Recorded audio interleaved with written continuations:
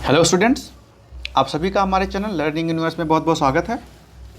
बच्चों, आज हम 9 से 12th क्लास की वर्कशीट नंबर 15 जो कि आपकी इस वीक के लिए है, यानी 9 से 14 नवंबर के लिए है, उसको पढ़ेंगे, समझेंगे और सॉल्व करेंगे। और आपकी ये जो वर्कशीट है, इसका आज का जो टॉपिक है वो है क्रिटिकल थिंकिंग, यानी समीक्षात्मक सोच। इसे आप गहन सोच भी कह सकते हैं। तो ये आपकी वर्कशीट का आज का टॉपिक है। सबसे पहले आपको पता है अपना नाम, क्लास टीचर का नाम, क्लास और डेट यहाँ पे लिखना है।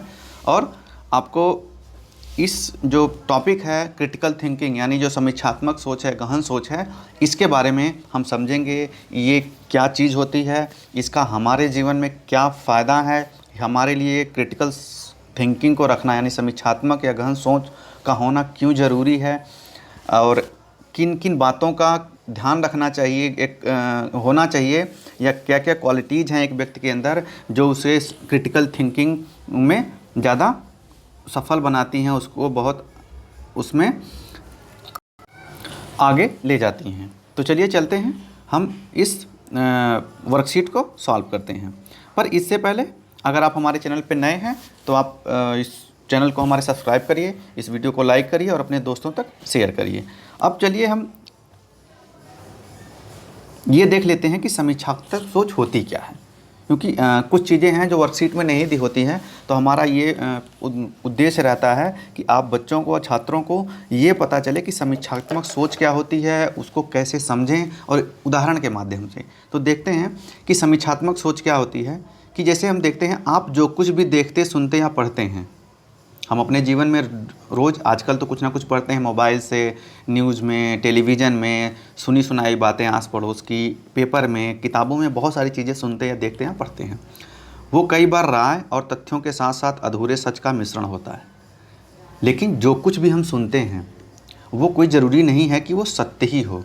वो कभी कभी किसी की राय होती है, उसमें आधे सत्य होते हैं, आधा गलत होता है, इन सब का मिश्रण होता है। और यदि आप किसी चीज़ के बाहरी रूप को देखकर आधी अधूरी सच्चाई के साथ कोई निर्णय लेते हैं तो यह संभव है कि आपका वह निर्णय प्रभावी ना हो। और यही चीज़ क्या है कि मान लीजिए उस आधी अधूरी सच्चाई है या आधी अधूरी चीज़ें जो हमारे सामने हो रही हैं, बताई जा रही है, उसे देख के हमने उसे सही मान लिया और फिर उस हिसाब से कोई निर्णय ले लिया, तो ज़रूरी नहीं है कि वो हमारा निर्णय प्रभावी हो। वो निर्णय आपका प्रभावी नहीं होगा।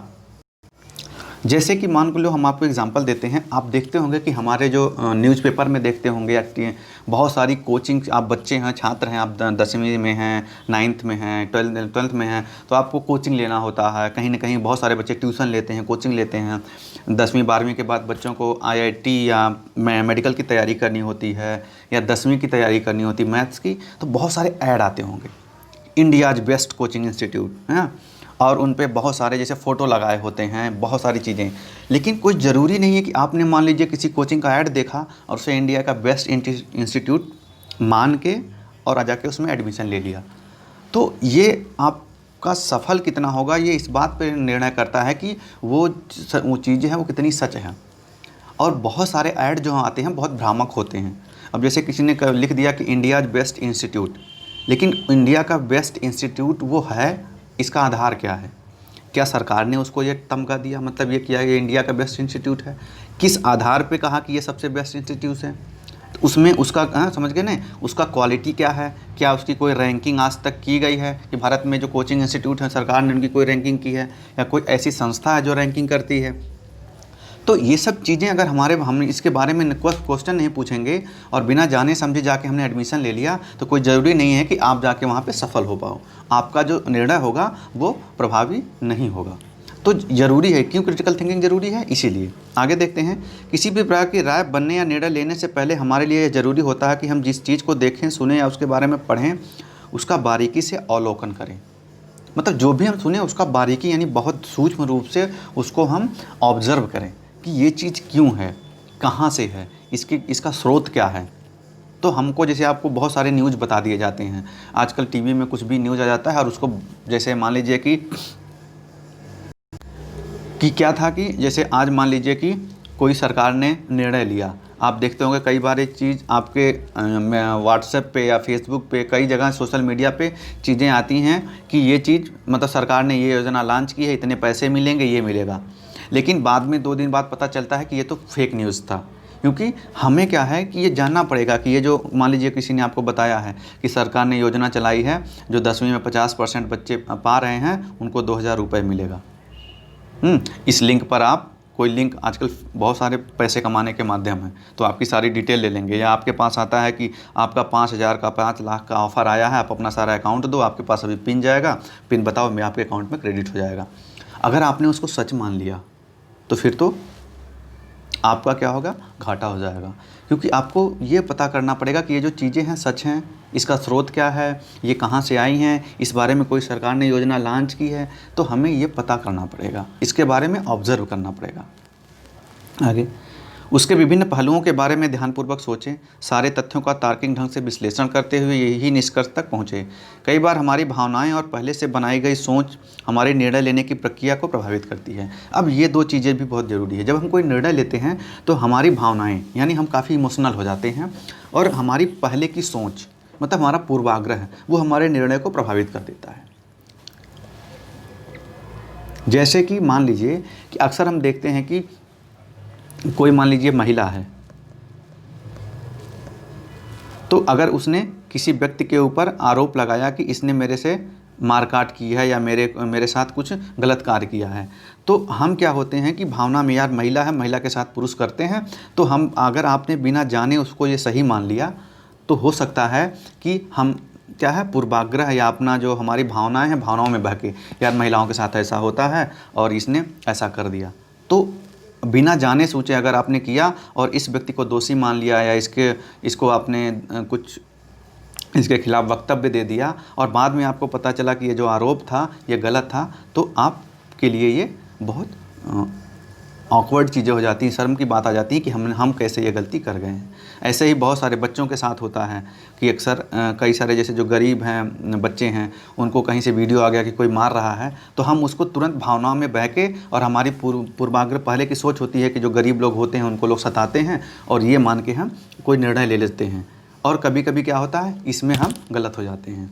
ऐसे ही किसी का दिखा दिया वीडियो कि ये लड़का, देखते होंगे कि ये बीमार है, इसको पैसे चाहिए, बहुत गरीब है, हमारी भावनाएं एकदम लगता है कि अरे बाप रे, बीमार है, क्या करना है, चलो पैसे दे देते हैं। हमने सोचा नहीं कि वो सच में है या फेक है, और उसी के बहाने बहुत सारे लोग कई ऐसे 10-10 रुपये लेके, अगर 10,000 लोगों से 10-10 रुपये लिया तो उसके तो बन गए लाखों, और हम भावनाओं में बह के अपना पूर्वाग्रह के कारण हमने गलत निर्णय ले लिया। इसीलिए क्रिटिकल थिंकिंग ज़रूरी है। अतः किसी निष्कर्ष पर पहुंचने से पहले इनको दूर करना भी ज़रूरी हो जाता है। प्राप्त सूचनाओं को स्रोत और उसके निहित उद्देश्यों को भी जानना आवश्यक है। तो आपको अगर समझ लीजिए कि कोई स्रोत मिलता है, कोई सूचना मिलती है, तो आपको उसका स्रोत क्या है, उद्देश्य क्या है, समझ गए ना, और भावनाओं में बहे बिना, समझ गए ना, तथ्य क्या दिए गए हैं, तथ्य क्या हैं, उन सब का बारे में आप मतलब सूक्ष्म लेवल पर, सूक्ष्म स्तर पर उनके बारे में सोचें, गहन विचार करें, और भी उसके बारे में, उसका स्रोत, तथ्य क्या है, इन सबको जानने के बाद ही कोई निर्णय लें। और इसी पूरी प्रक्रिया को हम समीक्षात्मक सोच या गहन सोच कहते हैं, इंग्लिश में इसे क्रिटिकल थिंकिंग कहते हैं। अब हम आते हैं अपनी जो है वर्कशीट। अब देखिए क्या है कि इस वर्कशीट में आपको दिया गया है, क्या आप इस तालिका में दी गई बातों का विश्वास करते हैं, हाँ, ना। अब देखिए, जैसे है, अखबार का एक विज्ञापन कहता है कि यह देश का सबसे अच्छी कोचिंग क्लास है, क्या आप इस पर विश्वास करते हैं, ना, मैं नहीं करता। अब देखिए, अभी आगे है, आप इसको लिखना आपको। व्हाट्सएप पर एक संदेश आता है कि कल दिल्ली में भूकंप आने वाला है, आप इस पर विश्वास करेंगे, नहीं। ये मेरा व्यक्तिगत विचार है कि मैं केवल व्हाट्सएप से मैसेज मार पढ़ के उस पर विश्वास नहीं करता। रोज़ 10 मिनट प्रार्थना करने से मार्क्स अच्छे आते हैं, मैं विश्वास नहीं करता। दिल्ली में पोल्यूशन की समस्या हल करना नामुमकिन है, गलत, मैं इसे गलत मानता हूँ। ये मेरी अपनी विचार है, मेरी सोच है। आप किसी बच्चे की हो सकता है सोच अलग हो, तो आप जो सोचते हो, हाँ नहीं, कभी कभी ये चीज़ें आप लिखोगे, समझ गए नहीं। आप इसमें कोई जल्दी नहीं कि आपने नहीं लिख दिया तो आपको मार्क कट जाएंगे बेटा। एंटरप्रेन्योरशिप माइंडसेट में आपके मार्क नहीं कटेंगे। ये आपको यहाँ पे इस क्लास में क्या है कि आप किस हिसाब से सोचते हो और आपका जो विचार है उसमें कैसे बदलाव लाया जा सके, यहाँ पे इस क्लास का, इस वर्कशीट का ये मतलब होता है। तो आप बिना डरे जो भी आपके समझ में आए, सही गलत जो भी उत्तर होता हो वहाँ पे आप देने का प्रयास करें।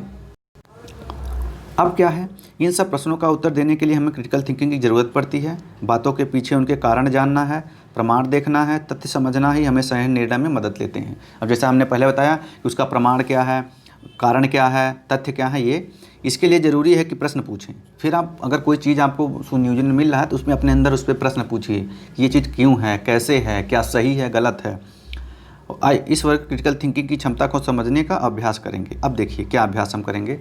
आइए एक गतिविधि करके इस बात को समझते हैं। तो गतिविधि क्या है कि आप घर में आने वाले किसी अखबार या मैगज़ीन का एक पन्ना ले लीजिए, उस पर दी गई खबरों और विज्ञापनों को ध्यान से देखिए और कोई एक ऐसी खबर विज्ञापन खोजिए जिस पर आप विश्वास करेंगे और एक ऐसी जिस पर आप विश्वास नहीं करेंगे, उन्हें नीचे दी गई तालिका में लिखिए। तो चलिए सपोज करिए आपके पास क्या है कि एक न्यूज़पेपर आ रहा है, उसमें से 2 खबरें लेनी है, एक जिस पर आप विश्वास करते हैं, एक जिस पर आप विश्वास नहीं करते हैं। अब चलिए मैं मान लीजिए इसी अखबार को लेते हैं। इसमें देखिए एक पेपर दिया गया है, सोनिया गांधी का वो है और लिखा है सोनिया गांधी बागडोर, बाकी का छुप गया, मतलब मिसप्रिंट है, दिख नहीं रहा है। तो मान लीजिए इस पेपर में दिया गया है कि सोनिया गांधी बागडोर संभालेंगी कांग्रेस की। तो अब आपको क्या करना है, इस तालिका में लिखना है कि ये क्या है, खबर को आप सही मानते हैं या गलत, ये लिखना रहेगा। दूसरा कोई आप एक ऐसी कोई न्यूज़ लोगे जिसको आप विश्वास नहीं करते हैं। अब जैसे कि खबर क्या है, हमने मान लीजिए खबर को यहाँ लिख दिया कि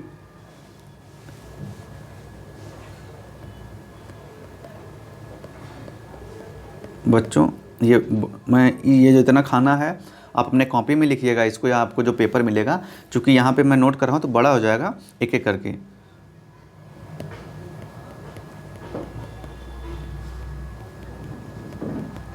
ये दिया सोनिया गांधी संभालेंगी बागडोर, मैंने मान लीजिए इसे हाँ मान लिया। तो अब देखिए क्या है कि अखबार देखते समय आप इन बिंदुओं का ध्यान में रखकर आप किसी खबर या विज्ञापन की विश्वसनीयता का पता लगाते हैं। अब अगर मैंने यहाँ हाँ कहा तो क्यों कहा, उसकी विश्वसनीयता हाँ या ना कैसे है, ये निर्णय के लिए हमें क्या क्या बिंदु होने चाहिए। क्या खबर विज्ञापन में तथ्य दिए गए हैं, यानी जो खबर है उसमें क्या तथ्य दिए गए हैं। कौन सी खबर विज्ञापन किसी भी व्यक्तिगत राय जैसी लग रही है। कभी कभी कई सारी खबरें व्यक्तिगत राय होती हैं और हम उन्हें मान लेते हैं सत्य है, समझे कि नहीं।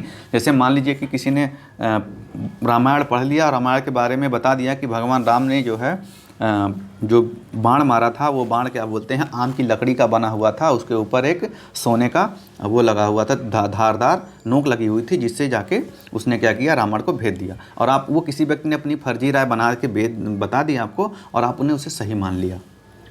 तो ये भी क्या होता है कि हमने बिना स्रोत समझे, तो ये व्यक्तिगत राय होती हैं। कई बार व्यक्तिगत राय हमें जानना होता है कि क्या व्यक्तिगत राय है और क्या तथ्यात्मक है। किस खबर विज्ञापन के साथ उसके सच होने का प्रमाण पर बात की गई है, और अगर आपके पास खबर है तो उसके सच होने का प्रमाण उसमें दिया गया है कि नहीं दिया गया है। क्या खबर विज्ञापन के साथ उसका सोर्स यानी कि वह अखबार आए कहाँ से हैं ये पता चल रहा है। तो ये सब चीज़ें आपको जान के फिर करना होता है। जैसे सोनिया गांधी संभालेंगी कांग्रेस की बागडोर, तो अब इसको मैंने सच क्यों माना या आप क्यों सच मानेंगे, क्योंकि अगर पेपर में दिया गया है तो वहाँ पे दिया गया है कि कांग्रेस की कार्य कमेटी की मीटिंग हुई थी, जो हर जगह न्यूज़पेपर में था। न्यूज़पेपर था, कांग्रेस के प्रवक्ता जो हैं आके, जैसे बहुत सारी पार्टी के प्रवक्ता आके मीटिंग के बाद अपना क्या देते हैं, सम्मेलन करते हैं संवाददाता। वहाँ पे संवाददाता सम्मेलन हुआ, उसमें प्रवक्ता ने भी बताया ये चीज़ जो निर्णय लिया गया उसमें सोनिया गांधी कांग्रेस की बागडोर संभालेंगी। तो इस कारण से जो तथ्य हैं, जो स्रोत हैं वो पुख्ता हैं, ये साबित करने के लिए कि ये जो न्यूज़ है ये सही है। समझ गए। तो यहाँ पे आप लिखेंगे विज्ञापन खबर क्या है, इस खबर पर मुझे भरोसा क्यों है, क्योंकि अब यहाँ आप लिखेंगे खबर पे भरोसा क्यों है, क्योंकि सम्मेलन के बाद पार्टी के प्रवक्ता ने संवाददाता सम्मेलन में आके इस बात की पुष्टि की। और हर जगह हर न्यूज़ पर भी इस तथ्य की पुष्टि की गई है कि मीटिंग में जो हुआ ये निकल के आया कि सोनिया गांधी कांग्रेस की बागडोर संभालेंगी। तो ये तो सत्य हो गया। लेकिन अगर कोई असत्य है, जैसे कि मान लीजिए कोई आकाश इंस्टीट्यूट है, आकाश संस्था है, अब वो कहती है वो भारत की बेस्ट कोचिंग संस्था है। ये बच्चों जो मैं बोल रहा हूँ इसे आप लिख लीजिएगा। तो क्या आप इस खबर को सही मानेंगे? नहीं। क्यों? क्योंकि पहली बात तो इसमें तथ्य क्या हैं पुख्ता करने के दिए गए कि नहीं, किस आधार पर वो कोचिंग अपने आप को इंडिया का बेस्ट इंस्टीट्यूट मान रहा है, क्या मानक रहे हैं, उनको मानक क्या रहा है, और क्या वो बात सच है, कितने लोग कह रहे हैं। वो मतलब हम अपने कोई कोचिंग अपने आप को ही कह दे मैं बेस्ट हूँ और हर कोचिंग अपने आप को बेस्ट कर ले तो हम तो मान नहीं लेंगे। तो ये चीज़ें हैं कि हम अपनी क्रिटिकल थिंकिंग का हमने उपयोग किया कि दूसरे अखबार तो नहीं कह रहे हैं या किसी अखबार में नहीं निकला, ये तो ऐड निकला है। ऐड जो दिया जाता है इस पर अखबार वालों का तो ऐड दे देते हैं। ऐड के जो तथ्य हैं इसकी गारंटी कौन लेता है? वो जो कंपनी रहती है उसकी रहती है ऐड देने का। तो ये चीज़ें हैं कि फैक्ट चेक वो हुआ है, वो चीज़ सही है गलत है कि नहीं है। जैसे नहीं होता कि 7 दिन में अपना क्या बोलते हैं काली स्किन को एकदम गोरी बना लीजिए, क्रीम आती है।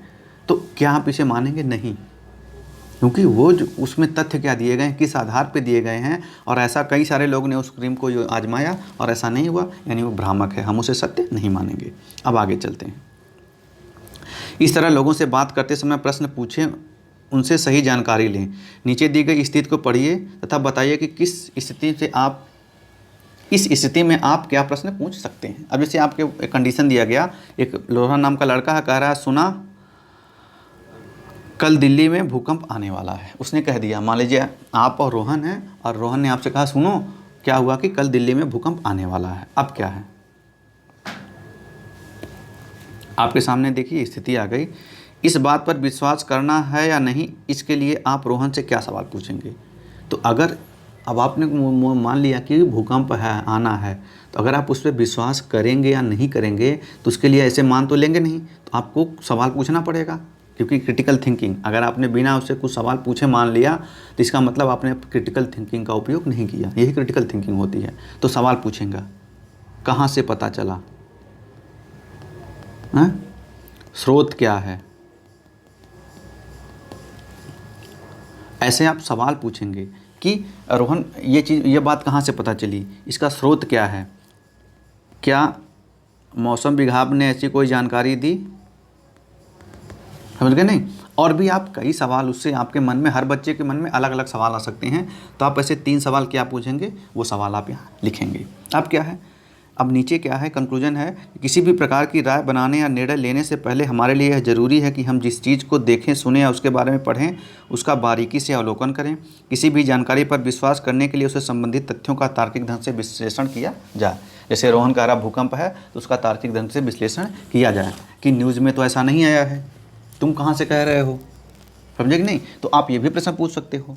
तो बच्चों ये आज की आपकी क्रिटिकल थिंकिंग यानी तार्किक जो सोच है उसका आपका ये पूरी वर्कशीट थी। आशा है वर्कशीट में टाइम थोड़ा लंबा लग गया क्योंकि ये टॉपिक ही ऐसा है जिसे समझना ज़रूरी है। आजकल हम सभी लोग इस चीज़ के दुष्प्रभाव से प्रभावित हैं कि कभी कभी आजकल के बच्चे क्रिटिकल थिंकिंग का उपयोग नहीं करते। फेक न्यूज़ है, फेक समाचार हैं, फेक जो डाटा आते हैं उनके हिसाब से अपना वो माइंडसेट बना लेते हैं और गलत कदम उठा लेते हैं।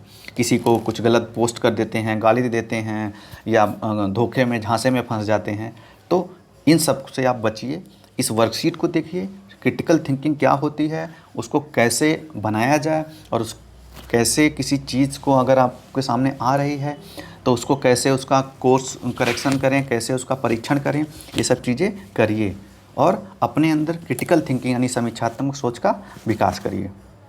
तो वीडियो देखने के लिए आप सभी बच्चों का बहुत बहुत धन्यवाद। आशा है आपको ये वीडियो बहुत पसंद आया होगा। आपकी और भी कोई क्वेरीज है तो वीडियो के लिंक कमेंट बॉक्स में आइए, हमसे पूछिए और हम उसका जवाब देंगे। धन्यवाद।